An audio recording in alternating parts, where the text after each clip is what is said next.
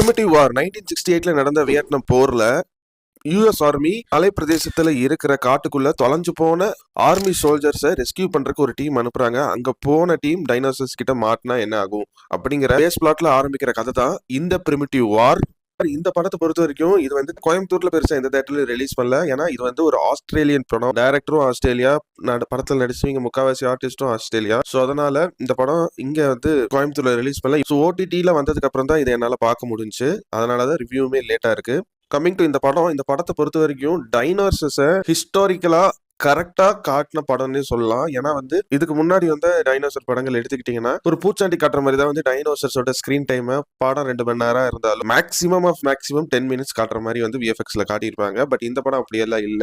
இருக்கிற எல்லா டைனோசர்ஸ்க்கும் ஒரு ப்ராப்பரான ஒரு ஸ்டோரி எழுதி அண்ட் இது வரைக்கும் அந்த டைனோசர் படங்கள்லயே அதிகமான டைனோசரை ஒரே படத்துல காட்டின படம் இந்த படமா